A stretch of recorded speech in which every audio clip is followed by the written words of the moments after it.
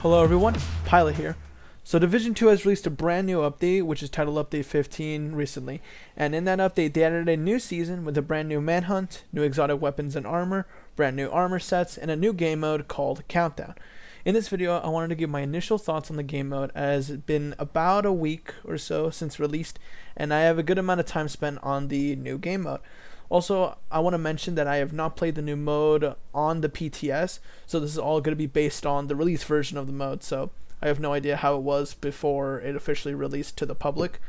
But I want to give you guys a little bit of background as to what is the new game mode Countdown in Division 2 for those who have never played Division 2 or haven't played in a while.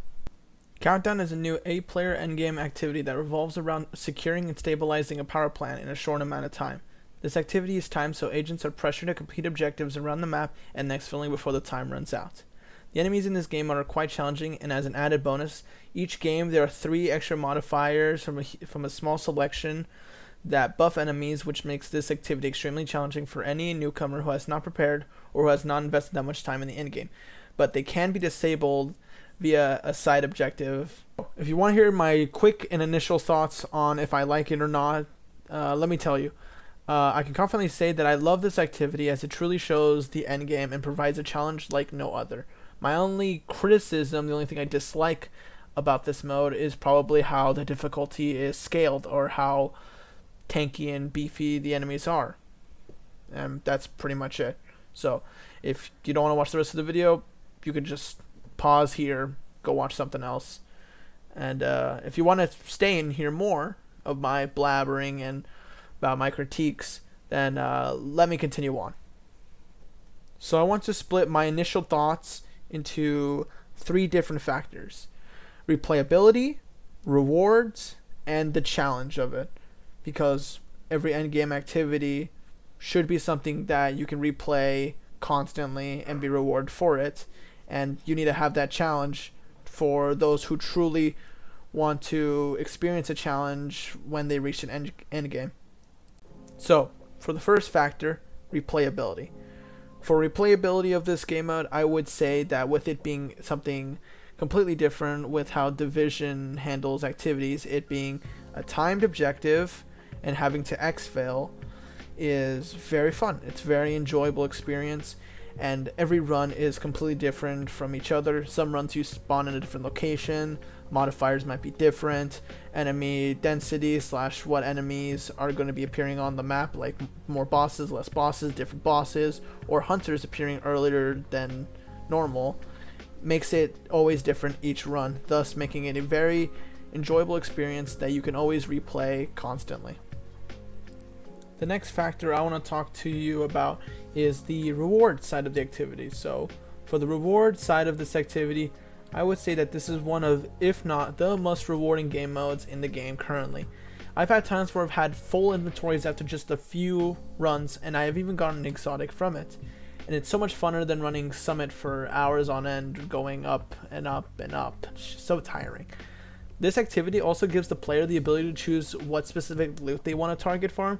So if you're looking for exotics, specific stats to complete your library, or chasing specific gear sets, like for me, the Heartbreaker set, this would be a perfect place to go and do that. And originally, only the Summit was the way to basically target farm, but now with the introduction of this new game mode Countdown, it has given even more options for players to play different modes and target farm what they want.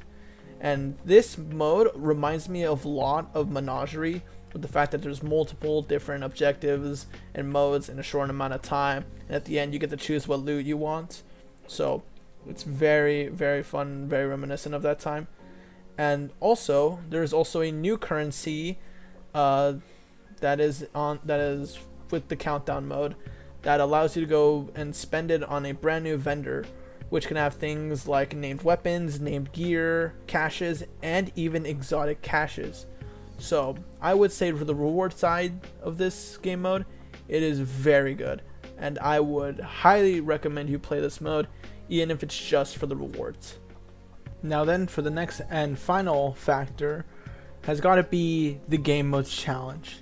So the challenge side of this is incredibly interesting.